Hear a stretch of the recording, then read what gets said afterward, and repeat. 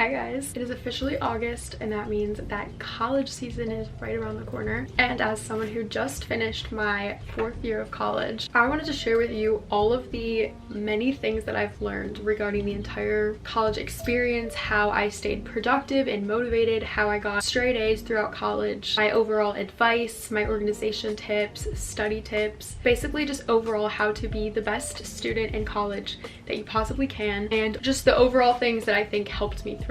So I always wanted to be like Rory, Gilmore, Spencer Hastings, Blair Waldorf, Elle Woods. I feel like that's where I got my deep academic validation needs. Going into college, I feel like I really knew nothing going into the process. Like there are so many things that I learned throughout the past 4 years that I just had to learn kind of on my own. And my hope is that by me telling you some of these things, no matter like what year of college you potentially are in, that these can help you, maybe save you some stress and save you from needing to figure it out on your own.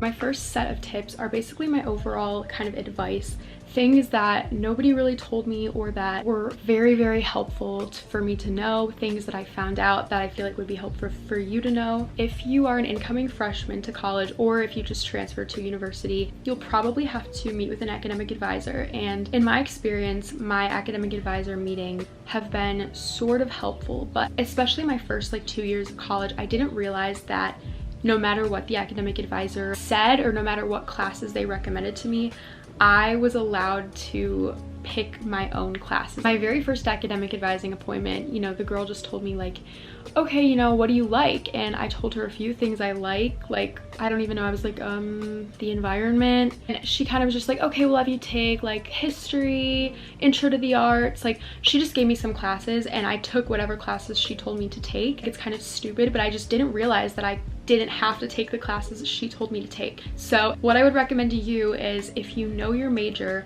look up your major on your university or college's website. Familiarize yourself with all of the requirements of the major, everything that you will potentially have to do. Additionally, there at the bottom, at least for me, there's like a whole list of all of the classes that kind of satisfy the major requirements. So I could have picked whatever classes I wanted to in there that would have filled the requirements rather than just whatever the academic advisor told me. The second tip that sort of is in the same realm as that is possibly consider a minor. I didn't even think about considering a minor until literally a few months ago, just a few months before I graduated. That was when I really started narrowing down my path. I think it would have been helpful if I'd kind of known the minor options sooner. This is especially helpful if you already are kind of on track with something or you already know kind of what you want to go into, but minors can be super helpful if you have a general major and you want to narrow down your focus. I think for future employers or even for internships that you apply to, it kind of shows the track that you're on, the path you're working towards, and it can potentially help you get a job that is more geared towards what you want to go into. I was taking a lot of environmental science classes, but I was also taking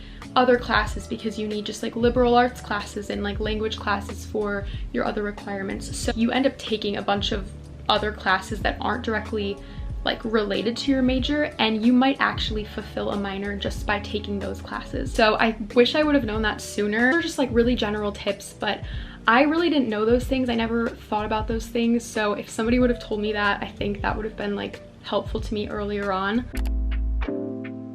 Organization and preparation are two things that can really change the way that your college experience will go. They can essentially make or break how well you do in college. My top tips for the start of the semester to prepare are moving into either your dorm or your apartment soon enough so that you'll be settled by the time the semester starts, and doing all of your semester organization before the semester starts. Once your classes start, even in the first week, even if you think like, oh, it's just syllabus week, you will immediately have assignments on your radar. I mean, I have had quizzes within the first week, like into the second week, you already have tons of homework due. So I 100% recommend move in and get everything moved in and everything settled before your classes start. My next tip is walk around campus and go to all of your classes before the semester starts. Even if you've already had classes in a certain building, some buildings can be so big that I wouldn't exactly know where a class is, and if you only have like 10 minutes between classes and it's your first time going to a building, you might be like walking around a building looking for the classroom for a while. It can be confusing. It's really helpful to walk your entire schedule and walk to all of your classrooms. You can even time how long it takes you to walk between them, just so you know and you're prepared. Definitely make sure you have like a screenshot of your schedule or something. You can even set it as your like phone lock screen, or just like favorite it in your photo the first 2 days, because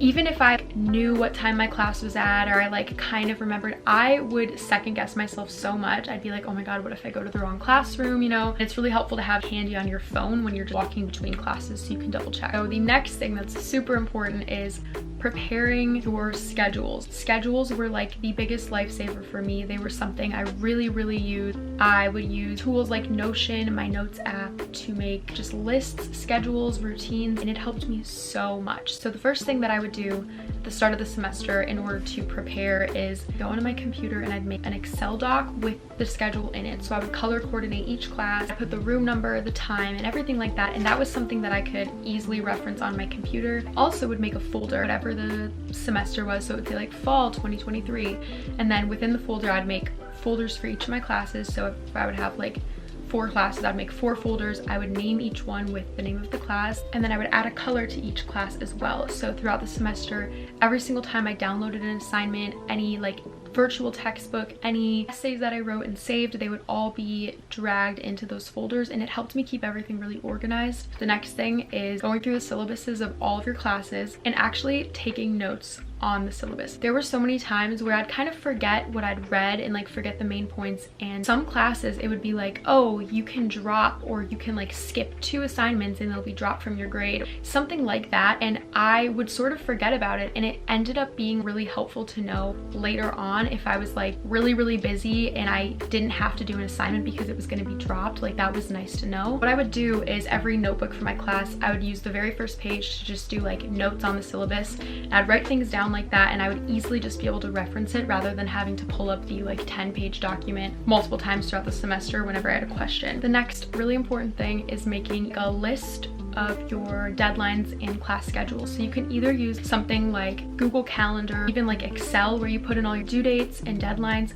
My favorite way was using a planner. I bought a planner every single year for college. What I would do is pick a color for each class. The whole semester I would use the same color for that class. Everything for that class would be that color. The folder would be that color. My notes would be highlighted in that color. It helped me kind of keep it straight in my brain. I would take my planner, write in my schedule for the whole month, and I would do them 1 month at a time. I would also write in any due dates that were on the syllabus. That was what I used for a good monthly overlook, and that was how I made sure I never ever missed a deadline. I knew what my schedule was. I knew where I was going to have more time and where I was going to have less time. The next thing that was so helpful to me was using either Notion or my notes app on my phone, or even just writing a list and scheduling in time to do my homework. The way that I would do this was I usually just use my notes app, but I started using Notion because it kind of made it more organized and just all in one place. So I made like a journal folder, and then within there I have a bunch of different lists, and so I'll just click into there. I'd put the date and day of the week,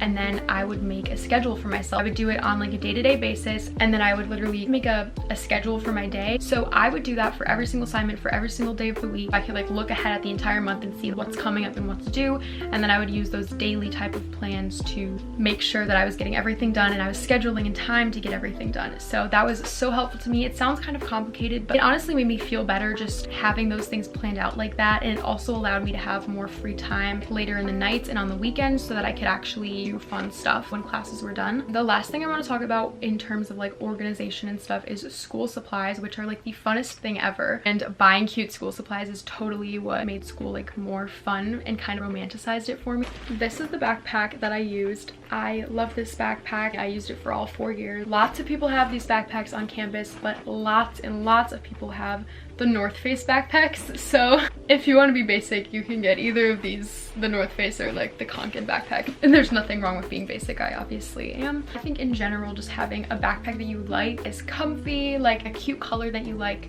I think that just makes the whole experience better. In terms of a pencil case, I just use this as a makeup bag from Sonia Kashuk from Target. I still really like this. This worked well. Really just use the Bic sparkly mechanical pencils because mechanical pencils were my favorite. For pens, I loved using gel pens, like fun colored gel pens. And then I feel like everybody has seen the super cute mod liners. They're by the brand Zebra. They're so cute. So what I would do is I would pick a color for each class, like I said. So I would use a pen and a highlighter combination every day. There's different shades of like blue, and I had different pen shades of blue. I would like switch them up sometimes, the combination, to make my notes a little bit fancier. The last essential thing of supplies is a water bottle for sure. I don't think that you could survive college without a water bottle. The one I'm using right now is the pink hydro flask. You need a water bottle, you will want to bring it through class, and you will also want to keep some snacks in your backpack. The next tips that I have are actual things that I did in terms of my studying strategies, my note-taking, my essay writing tips, all of my tips for actually getting good grades on things and producing high quality work. The first thing in this realm is deciding on where you kind of want your study location to be. I preferred doing homework at my apartment the majority of the time. That was just where I felt the most comfortable. I found a really cute little spot that I like to study at. It kind of just can make you feel more productive when you're in an area surrounded by a bunch of people doing homework as well. Additionally, this was so nice and helpful for me, but it's making a little pre-study routine. For me, this was always making sure my desk or my room was neat and things were put away. Maybe turning on my diffuser, turning on my salt lamp, making it like vibey and cozy.